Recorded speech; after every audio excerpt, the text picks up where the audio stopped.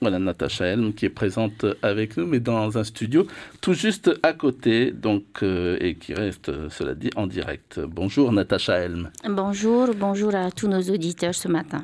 Le comité de Polynésie de la Ligue contre le cancer lance, je le disais, une grande campagne de prévention jusqu'à la fin du mois. L'objectif ici, c'est de sensibiliser la population au dépistage de 4 cancers majeurs en Polynésie. Celui de la thyroïde, le cancer du sein, du poumon et enfin celui de la prostate. Alors, une question peut-être toute bête, mais pourquoi ces cancers-là sont les plus fréquents en Polynésie française? On a une explication? Non, il n'y a pas d'explication précise. De toute façon, on a autant de femmes atteintes du cancer du sein ailleurs que chez nous, mais ce sont en tout cas les 4 cancers qui touchent essentiellement les Polynésiens. Et donc c'est pour cela que nous avons décidé d'axer notre campagne de communication sur ces 4 cancers. Alors votre campagne peut se résumer en une phrase. Le dépistage, c'est le précoce bien sûr, c'est le meilleur moyen de sauver des vies. Alors, ce qui veut dire que l'on peut guérir finalement de tous les cancers pour peu qu'ils soient détectés très tôt?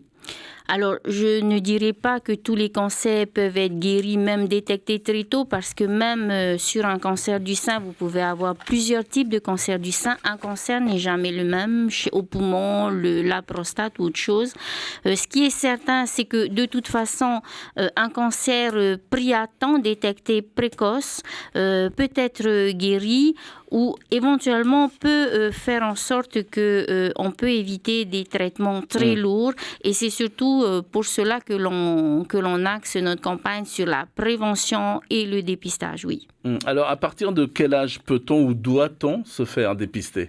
Alors, pour le cancer du sein, à partir de 50 ans, je tiens à le rappeler parce que beaucoup de femmes l'oublient, la mammographie est gratuite. Nous avons droit à une mammographie une fois tous les 2 ans, donc prise en charge à 100%, il faut le faire. Dans certains cas, il y a des femmes qui le font bien avant. Donc, ça, ce sont des premiers gestes à adopter, des gestes qui coûtent rien. Et ensuite, vous avez aussi des dépistages qui coûtent 0 francs et que vous pouvez faire pour une femme pour le cancer du sein à partir du moment où elle a ses règles et c'est le dépistage à la main. Donc, dans nos spots de campagne, on montre rapidement comment faire soi-même son dépistage chez soi une fois par mois. Alors, pour le cancer du sein, par exemple, il est important que les femmes, dit-on, se palpent les titis. Alors, il existe des signes avant-coureurs comme ça qui peuvent nous alerter? Oui, déjà, lorsqu'on fait la palpation de titis, on peut sentir une petite boule dans le sein. Donc ça peut être un signe. Ce n'est pas forcément un cancer lorsqu'on sent une petite boule dans le sein. Mais comme on n'est jamais certain, donc on fait une mammographie. Après, il peut y avoir l'aspect de la peau du sein qui peut changer. Donc ça aussi, lorsqu'elle a un aspect peau d'orange, ça peut être dû à une boule qui est cancéreuse. Donc, tous ces petits symptômes, on le rappelle dans notre campagne, dans nos petits spots, on le rappelle et ça, ce sont des symptômes qui doivent nous alerter et nous dire nous devons aller consulter le médecin pour être certains. Alors, parmi les freins, donc, en fait, au dépistage, il y a le fait que pendant longtemps, le cancer a été associé à la mort. Jusqu'à aujourd'hui, lorsqu'on parle du cancer, lorsqu'on prononce le mot cancer, à côté, on met le mot de la mort. C'est une réaction normale. C'est la peur qui fait ça. Mais ce qu'il faut retenir aussi, c'est qu'aujourd'hui, en Polynésie française, on est capable de détecter très tôt. On est capable de traiter comme il se doit. On est aussi bien équipé en Polynésie aujourd'hui qu'en France métropolitaine. Donc, on est capable de le faire chez nous. Donc, on ne doit plus avoir peur de cette maladie qui a des conséquences très lourdes et sur la personne en elle-même, mais aussi sur nos familles. Donc ça, c'est important aussi à retenir. Alors, parmi les freins, il y a aussi une dimension économique non négligeable. C'est une raison souvent évoquée par les familles? Très souvent, c'est la deuxième raison, même très souvent. Après la peur, c'est la situation économique, le fait de devoir payer une consultation. Donc, je tiens à rappeler encore aux femmes que des dispositifs existent. Vous avez le centre de la mère et de l'enfant où vous avez des professionnels. Donc, des spécialistes, vous pouvez vous orienter vers eux lorsque vous n'avez peut-être pas vraiment les moyens de vous faire ausculter. Donc, faites ce geste, ça réellement, ça sauve une vie, ça sauve votre vie et ça permet surtout à vos familles de vous avoir le plus longtemps possible auprès d'eux. Alors, Natacha Helm, les chiffres sont là. Seulement 3 femmes sur 10 se font dépister en Polynésie du cancer du sein, alors qu'en métropole, ce sont 8 femmes sur 10 qui se font dépister. Alors, détecté tôt, vous l'avez dit, le cancer du sein se guérit très bien aujourd'hui. On survit 2 à 3 fois plus en France qu'ici, car la population se fait moins dépister. Alors, il y a eu plusieurs façons de justement sensibiliser encore et encore la population. Oui, donc habituellement, on a toujours opéré dans des réunions lorsqu'on est demandé par des associations, des paroisses ou des communes.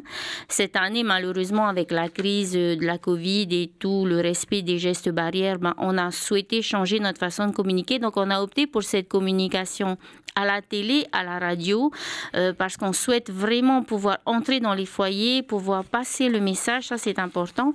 Et cette année, nous avons aussi souhaité sensibiliser les plus jeunes, donc au travers des lycéens. Il faut savoir que depuis 3 ans, nous avons quand même des lycéens qui nous suivent, mais cette année, beaucoup plus de lycées. Et ça, je remercie les professeurs et les directions de ces lycées parce qu'elles se sentent concernées. Ce sont des femmes essentiellement.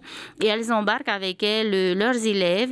Et donc, elles nous demandent des interventions, une sensibilisation au plus près. Et c'est toujours avec plaisir que nous répondons parce que nous comptons sur ces jeunes pour ramener chez eux ce message. Les jeunes n'ont pas peur d'entendre parler de la maladie, ils acceptent d'entendre. Donc, nous comptons sur eux pour remonter auprès de leur mère et même auprès de leur grand-mère, parce que chez nous, on a ce souci aussi de parler de la maladie. Et on pense qu'avec ces jeunes, ils arriveront à parler de la maladie en famille et à se soutenir parce que le soutien vient aussi essentiellement de la famille. Alors, vous l'avez dit, chaque cancer a ses propres causes, ses particularités. Pour autant, est-ce qu'il existe une sorte, j'allais dire, de dénominateur commun entre tous les cancers? On parle souvent d'hygiène de vie, d'une alimentation saine, de pratiques sportives pour lutter efficacement contre le cancer. Alors, ce qui veut dire qu'il faut changer nos habitudes? Alors, c'est certain que le sport peut nous éviter d'avoir un cancer, mais ce n'est pas la seule chose à adopter. L'alimentation, c'est une chose, mais par exemple, je prendrai le cancer du poumon. Beaucoup me diront que ça peut être dû à plusieurs choses, mais l'élément essentiel du cancer du poumon, rappelons-le, c'est le tabac. Donc, à tous ces niveaux, chaque cancer est tellement différent, mais c'est certain qu'avec une hygiène de vie saine et équilibrée, on a moins de risques de développer un cancer ou lorsqu'on le développe, on a plus de chances de pouvoir le combattre efficacement parce qu'on a cette hygiène de vie saine et équilibrée. Alors, outre le fait de sauver des vies, ces dépistages précoces permettent également au système de soins de faire d'énormes économies.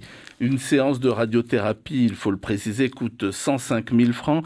Alors, quand il faut multiplier par 20, ça fait beaucoup. Une séance de chimio coûte environ 1 million de francs. Ce sont des sommes énormes. Or, la prévention coûte beaucoup moins cher. Alors, c'est une autre bonne raison pour encourager le dépistage. Oui, c'est une des raisons pour lesquelles nous n'avons pas hésité à investir dans une campagne de com. Parce que ces chiffres sont alarmants. 105 000 francs au minimum, c'est 20 séances de radiothérapie. 1 million pour de la chimiothérapie, c'est énormément de frais engagés. Et donc, je tiens à rappeler que c'est de l'argent que nous pouvons économiser pour faire autre chose. Certes, ce sont nos cotisations, mais si nous pouvions éviter de gaspiller cela alors qu'en amont, on peut faire de la prévention et éviter ces traitements lourds. Je tiens aussi à rappeler que qui dit traitement lourd, bien sûr, coût onéreux, mais aussi beaucoup de souffrance, beaucoup de douleur. Et c'est tout ça aussi que l'on souhaite éviter aux familles. Alors Natacha Helm, on va pour finir encore parler dessous. Votre comité de la Ligue contre le cancer est une association créée en 2006 et reconnue d'intérêt général en 2011.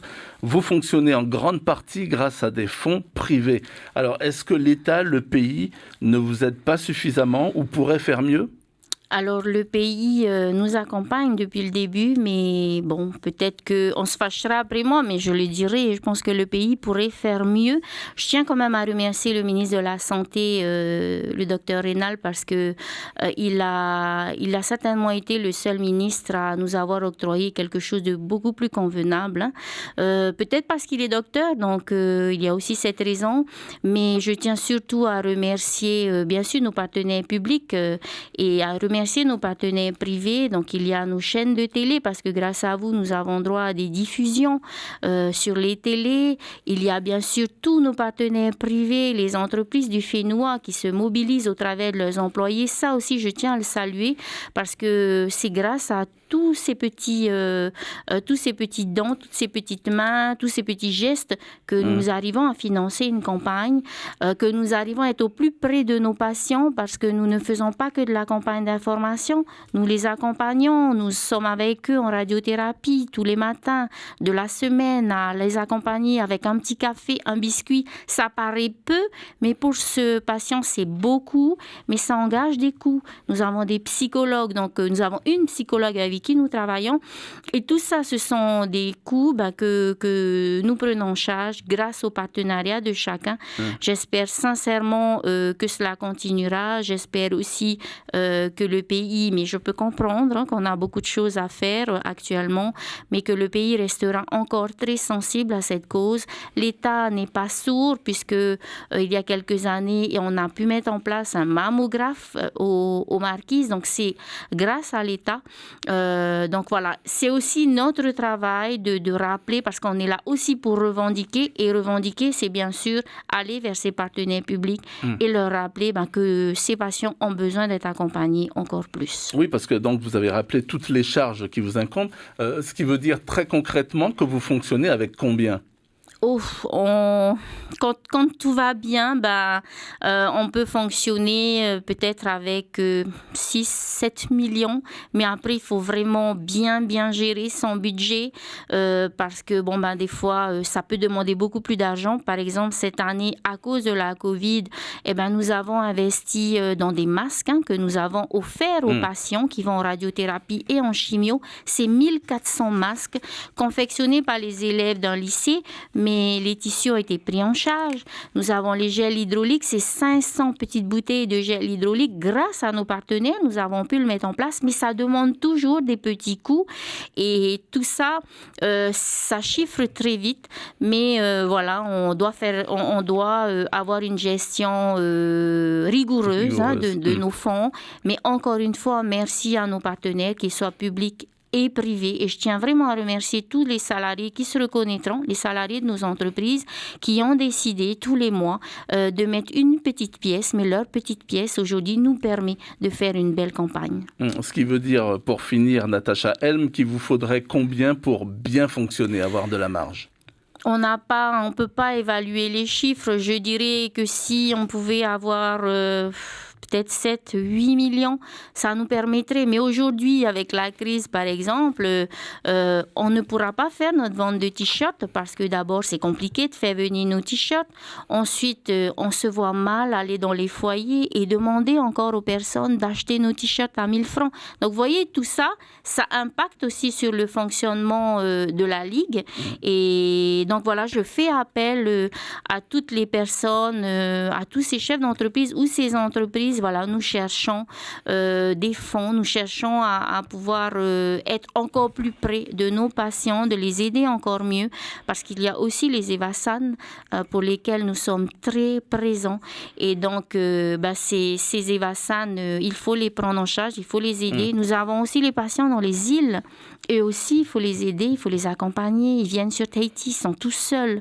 Donc, tout ça, c'est beaucoup de travail encore à mettre en place, mais on ne baisse pas les bras. L'État, le pays et les partenaires privés et la population se sont toujours mobilisés pour cette cause. Merci beaucoup, le message est passé en tous les cas. Merci beaucoup Natacha Helm d'avoir accepté donc notre invitation ce matin. Je rappelle que vous êtes la présidente du comité de Polynésie de la Ligue contre le cancer et que donc vous lancez tout ce mois de septembre une vaste campagne de sensibilisation autour de l'importance du dépistage.